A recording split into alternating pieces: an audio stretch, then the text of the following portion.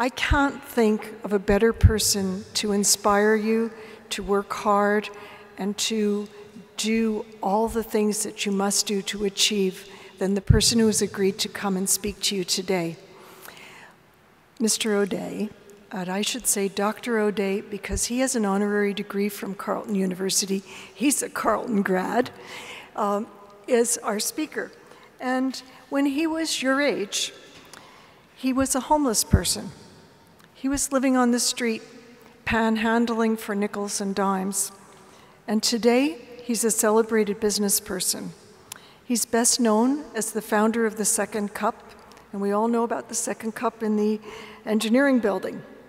He was also involved in the launching of several other international businesses and not-for-profits, including ProShred Security, Street Kids International, and the Canadian Landmine Foundation. His current projects include developing affordable housing in Sao Paulo, Brazil, and in Thompson, Manitoba. He's now an officer of the Order of Canada, and he holds an honorary degree from Carleton University. He's an author. He wrote a book entitled When All You Have Is Hope. And he wrote that before the former US president wrote a book, well, the current US president wrote a book called The Audacity of Hope.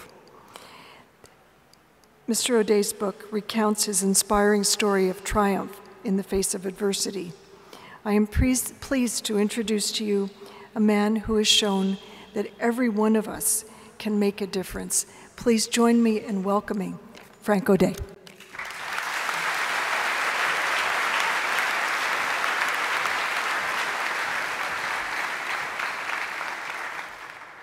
Thank you, Madam President, Mr. Chair, distinguished faculty, distinguished guests, and the graduating class of 2016.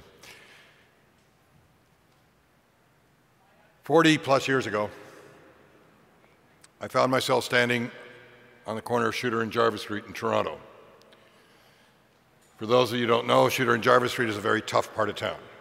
If you went there today, people would be sleeping on park benches. All their belongings would be on their back or in a shopping cart beside them.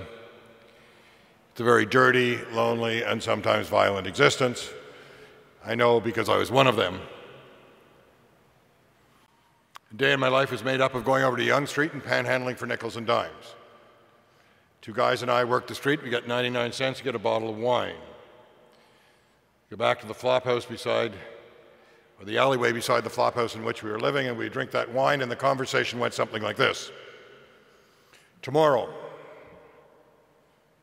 I'll quit drinking.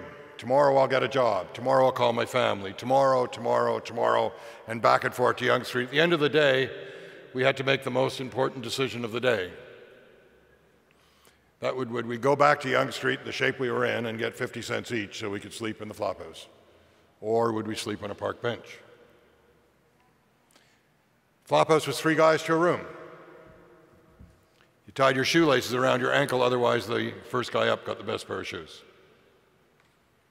It was a dirty, lonely, and sometimes violent existence. Contrast that, if you will, to standing on the red carpet just a few years ago here in Ottawa, surrounded by my family and friends and other recipients' families and friends, and a citation being read and the Governor General awarding the Order of Canada. And fast forward to today, standing here in this fine university, one of the finest universities in the land, joining with you as you begin the next phase of your journey. How is it possible to go from Skid Row to this venue here today? 3 words come to mind. 3 words that I'd like to share with you in the most difficult times of the next 4 years. There are 3 words that sustained me as I've grown my businesses and others. Hope, vision, and action. Without hope, we go nowhere. But with hope, we can have a vision. But vision is simply that, unless we take action.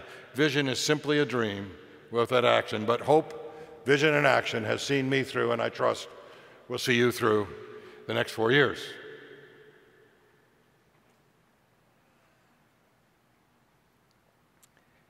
When I think about what I might share with you, I think about sitting in a chair at home late at night, thinking about my journey.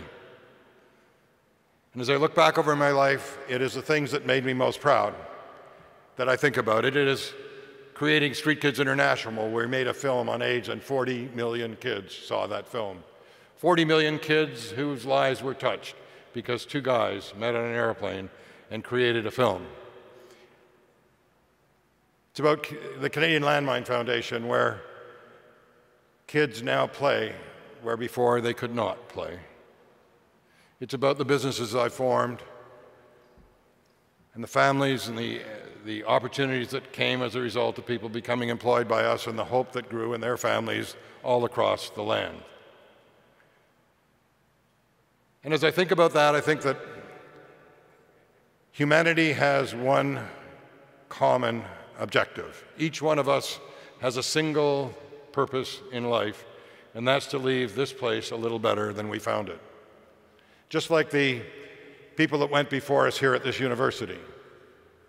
They came together and had a vision to create a great university here on the Ottawa River, here in the nation's capital, to create an opportunity for young men and women across this country and from around the world, and you're the beneficiaries of all of that.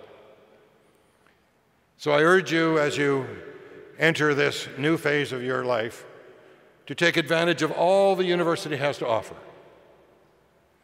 to create hope and vision and action for yourselves and others, take advantage of what they have here and develop knowledge, but beyond knowledge, friendship and character. Because as you leave here, you will make a difference.